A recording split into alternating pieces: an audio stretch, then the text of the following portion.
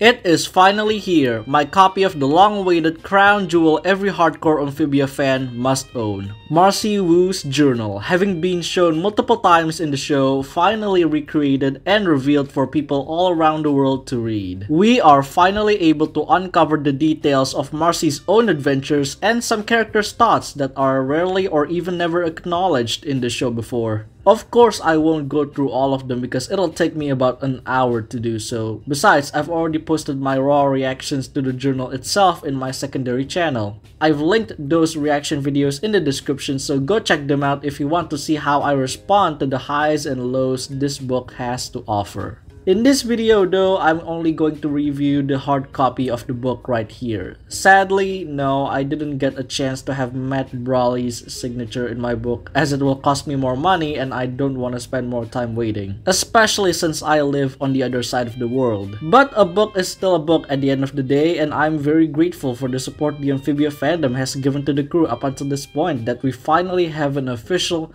priceless Amphibia merchandise in our hands. If you want to get the book, you can order a digital copy or a hard copy on Amazon. I will also provide that link in the description box. Remember, there's still a chance that we're getting an Amphibia art book if the journal does well in the markets. Okay, so apart from a few flashbacks, Marcy's journal is written as the plot of the original show goes along. Assuming that all of you watching this video have watched the show, I'm not going to put a spoiler alert on the show itself. The journal is divided into entries, describing a certain event that occurred or merely a stream of thoughts flowing through the writer's head. An entry spans about 1 or 2 pages long in this book. I'm going to split this book into a few different parts. Number 1. Marcy's adventure in Utopia. Number 2. Stuff that happens during Season 2 surrounding Anne and Marcy. Number 3. Stuff that happens during Season 3 up until the beginning of the end.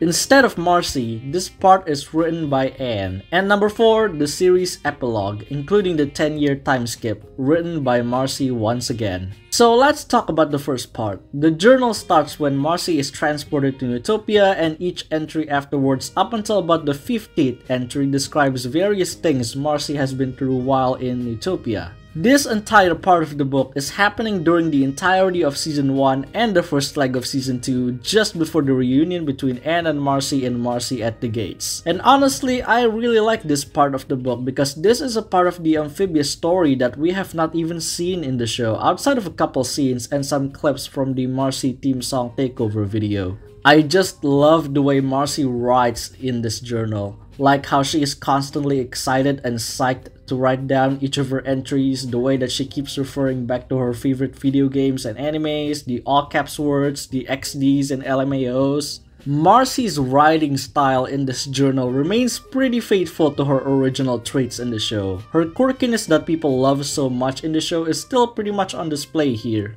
even only with silly doodles and texts. Another thing that's interesting is that it's almost as if she doesn't write this journal just for herself and herself only, but for somebody else as well. This makes us readers able to connect with what Marcy is feeling at the moment, whether it be excitement, tension, or sadness. In fact, I would argue that the somebody else I mentioned earlier refers to the journal itself. It makes sense because for Marcy, the journal isn't just a book used to record the world of Amphibia, but also a thing that can always accompany her, a perfect partner to pour her feelings into.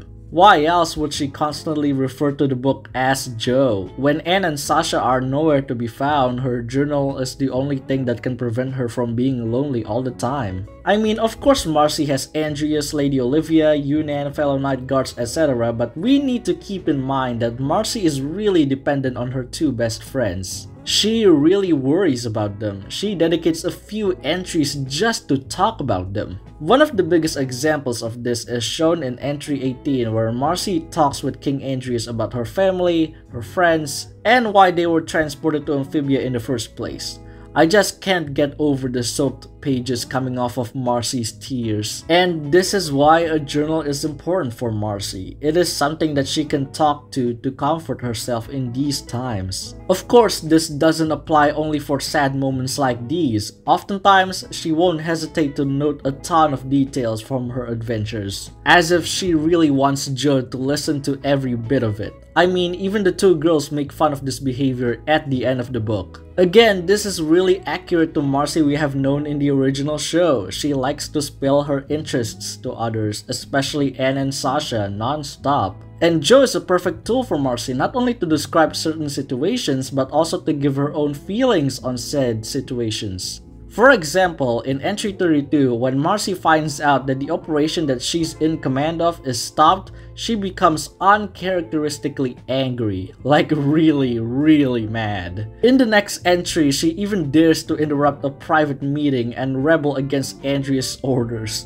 This is frankly one of my favorite parts in this leg of the journal. I just love seeing a side of Marcy we haven't seen much of in the show, like pop off Marmar, go beat Albert's ass. Also, her little doodles and marker scratches here and there add a lot more personality to what Marcy is saying here. Many of them are so cute and tiny, I wish I could pinch them. And then there are other drawings that are more fleshed out than others. These kinds of drawings alternate constantly depending on the mood of the entries to create a good balance for the readers. The layout of many of these pages in the Marcy part of the book is just excellent. Not too many texts in each page. The writings and drawings in a lot of the pages that aren't too story driven are so well balanced, every paragraph can be easily read. And the pictures are proportionally placed, giving what Marcy says in a specific paragraph a bit more clarity. And finally, in this first part, we have the story and the lore. The Night Guard members, Javi, Kettle, and Femur are honestly great additions to this chapter of Marcy's story. I love their chemistry with each other and with Marcy. I like some of their backstories written in some pages too. They give the characters more depth. The entire storyline about the secret group named the Order of the Olms is just so cool. Especially the part where Marcy and her team infiltrate this underground worshipping chamber. And the villain, who I won't spoil who in this video, is pretty dope as well. I like the little twist this book has to offer surrounding the villain. There are also neat side quests Marcy has to go through, like fighting off a bunch of actor pirates with General Yunnan, encountering a cute child nude that looks like Alphys with a not so deadly contraption. Some of the details that Marcy pens in these pages during these adventures are not really essential in the grander scheme of things, but they still make for fun trivials. And then there are others that make more sense if you've watched the show, like how Javi notices that Marcy's eyes glow green for a sec, and how Marcy uses the Insta-Vine potion to fight off the villain, which she will use again to fight off the barbarians. So overall, the first part of the book is such a treat to read through, which is kind of a big accomplishment because I tend to skip to the part of the book that matters the most. In this instance, the second part and onwards. But the writers have done such a good job to keep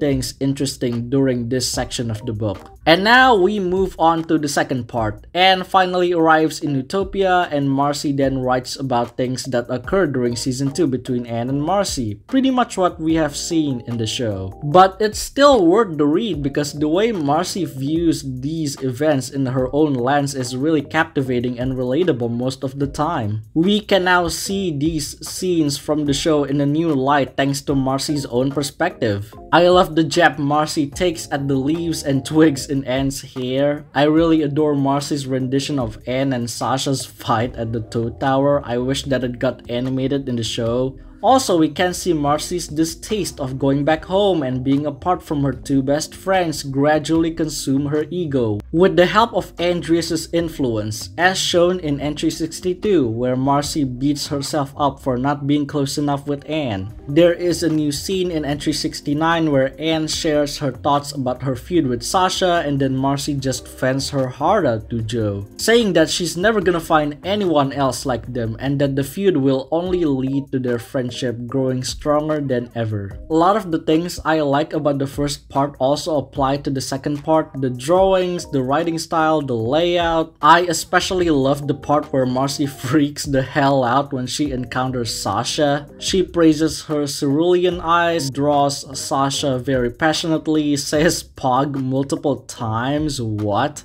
This is peak fangirling phase for Marcy. The events of the dinner and the Battle of the Bands are just so fun to read, and that's not surprising because those are some of the most fun episodes in the entire show. So it seems like everything is going very well. Then, of course, True Colors happens. And this is where the most devastating entry in the entire journal comes in. This entire entry is just tough to swallow. This paragraph here is so ominous because we know that Marcy is really confident that she will never let go of her friends and she will do everything to keep them. And she doesn't care about her parents as a result of that. It's so...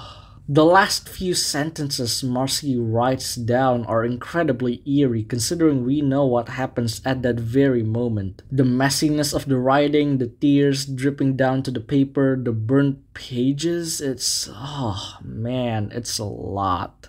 So then we move to the third part, which takes place on Earth and Wormwood during the apocalypse and is handled by Anne. Yes, Anne herself writes this whole part of the book. And apart from a few entries that get into Anne's thoughts and feelings, mainly about losing Marcy and Sasha, which I do legitimately enjoy and I will get into later, this part is probably my least favorite part of the entire book. For one, many of the entries here are just retellings of every episode Anne is involved in this season, which is also the case for the previous part for Marcy, but the way Marcy tells her stories is so Marcy-like, is so silly, that it's still entertaining and fun to read. In Anne's case, rarely does she put a unique twist on how she notes down the adventures she has while on Earth.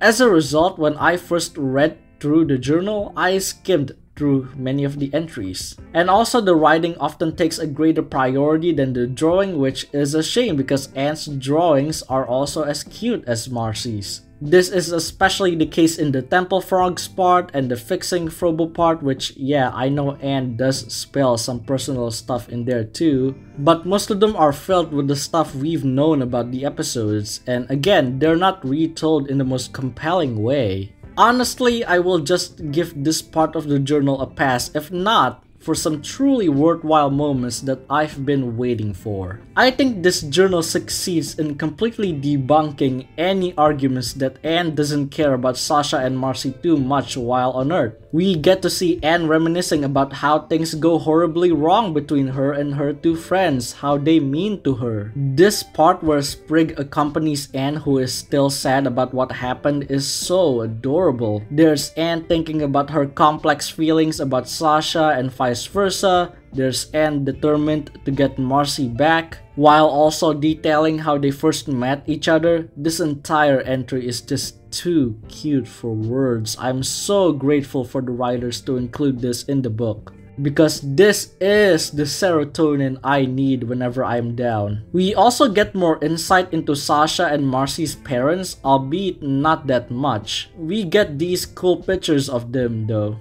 I'll take it. And once Anne gets to Wormwood, we get some neat drawings of Sasha from Anne, trivial facts about the activities the townies are doing, and Anne's thoughts about Andreas and his history. But the other pages are far less interesting, unfortunately, as again, they're basically just episode recaps and nothing much beyond recaps. So there goes Anne's part of the journal, and now we move on to the final leg, where Marcy takes over the writing duty once again. Yeah, it's a bit sad that the tone of the book gets real serious from this point onwards, unlike the silly attitude that is abundant earlier in the book, but I think this represents how Marcy is over those Amphibia things and focuses more on the real world she eventually has to face. She has to move on. This chapter of her life has such a heartwarming closure with her friends supporting and are genuinely interested in her interests. And my gosh, when I read the page where they finally have to separate, I was once again reminded of why I loved this show in the first place. The emotional payoff, the attachment you've had for these characters. Finally, the time skip Marcy part I mentioned earlier is nothing short of moving. We get to see where she lives now, which is not far away from Connecticut, mind you. I'm still crossing my fingers for the crossover with Luz, please. We understand what she's working on now and how exactly Marcy stays in touch with Anne and Sasha. And then, just to tease with us Amphibia fans, they have the audacity to tease towards a basically non-existent potential sequel. Why? Why did they do this to me? But anyways, that's the entire journal. Overall, I really enjoy it. There are some parts that I don't really love too much, mainly Anne's part where she's just writing down her own views on the episodes she's in. But they're still an essential part of this book, and I think you should at least give them a try at first. Besides, Marcy's part is worth reading, every single page of it. If you bought the hard copy of the book, there are some cute bonus features you can obtain, like the map of Amphibia behind the front cover of the book, or this flip animation of Marcy, like just look at this. Ain't this the cutest thing ever? So that's it for my thoughts on Marcy's journal. If you love Amphibia, this journal is a must-have. Again, if you're interested in buying it and supporting the crew, the Amazon link is down below. See you in the next video!